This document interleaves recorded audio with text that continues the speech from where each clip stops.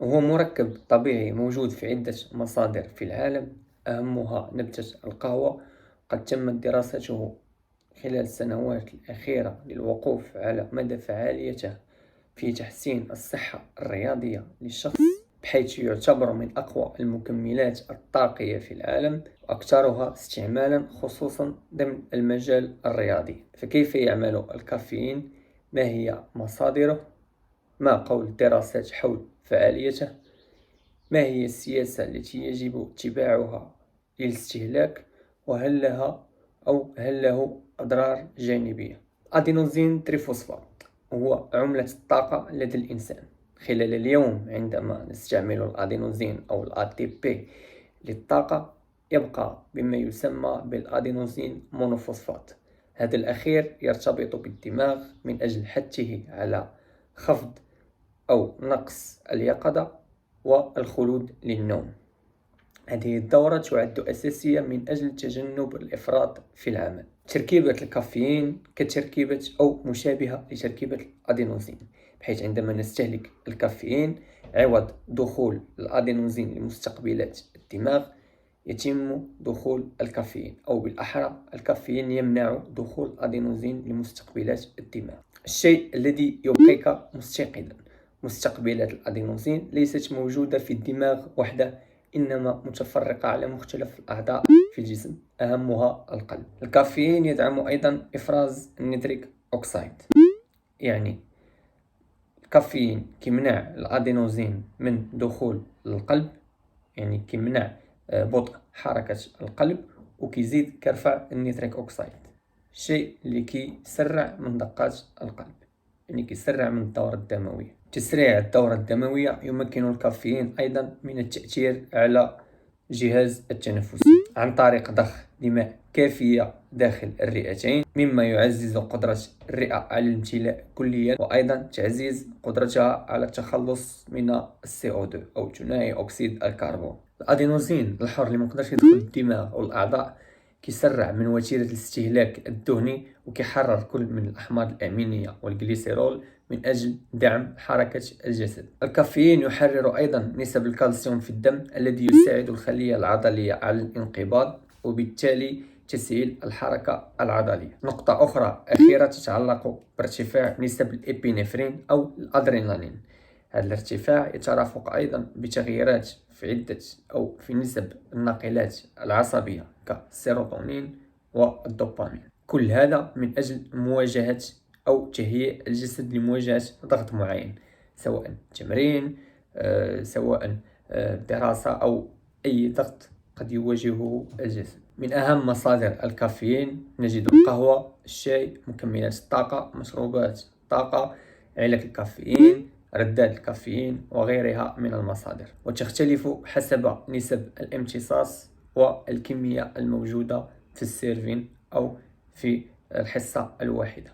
لكن عموما ليس هناك اختلاف عام، خصوصا عند طول مدة الاستهلاك، ولكن يبقى الكافيين على شكل علكة الأسرع امتصاصا. عند تحليل طريقة عمل الكافيين نستنتج مباشرة مدى تأثيره الإيجابي على كل من العوامل الرياضية، كالأداء الرياضي، القوة العضلية، التفعيل العصبي، ردة الفعل، التركيز، أيضا الصحة الدماغية. لذلك يبقى الكافيين من أهم وأقوى المكملات الطاقية حاليا، ولا يدعم فقط الأداء الرياضي عند رياضي رفع الأثقال، بل أيضا يدعم القوة الرياضية أو الخصائص الرياضية لمختلف الرياضات الأخرى، كالرياضات الجماعية، رياضات الجري السريع إلى آخره.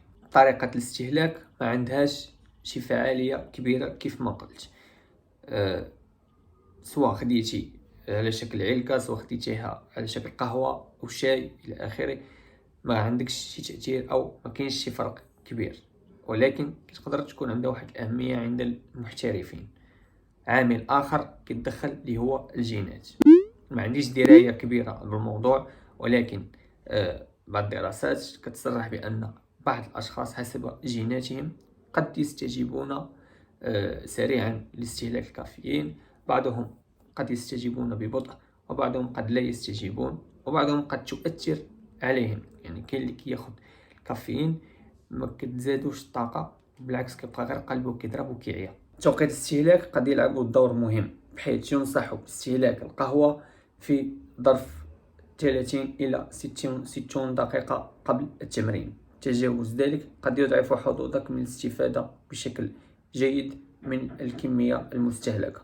استهلاكه أثناء التمرين قد يساعد رياضي الأداء الطويل كلاعبي الماراثون.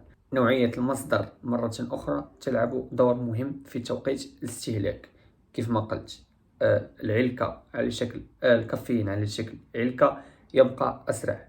لذلك مثلا كنتي غتريني من هنا او كنتي غتمرن من هنا 10 دقائق او 15 دقيقة، يستحسن أخذ الكافيين على شكل علكة عوض الكافيين على شكل شاي أو قهوة أو مكمل آخر. أما الكمية المناسبة فتنحصر ما بين 3 و 6 ملغرامات لكل كيلوغرام من وزن الجسم. أشخاص ذوي بنية جسمانية ضخمة يحتاجون لكميات أعلى، ولكن تجاوز 9 ملغرام لكل كيلوغرام من وزن الجسم غالبا لا يجدي نفعا. لذلك من الأحسن تبقى منحصر في الكمية المنصح باستهلاكها. بالرغم من آثاره الإيجابية على الصحة الرياضية للشخص، الكافيين قد يترك بعض الآثار الجانبية الغير مستحبة، أهمها نقص النوم، بحيث أن تأثير القهوة قد يبقى لحدود 6 ساعات بعد استهلاك مصدر القهوة، مما قد يؤثر على جودة النوم. شيء آخر يجدر ذكره اللي هي المناعة ضد الكافيين، بحيث عند طول مدة الاستهلاك تكثر مستقبلات الأدينوسين في الجسم، الشيء الذي يصعب على الكافيين تغطيته.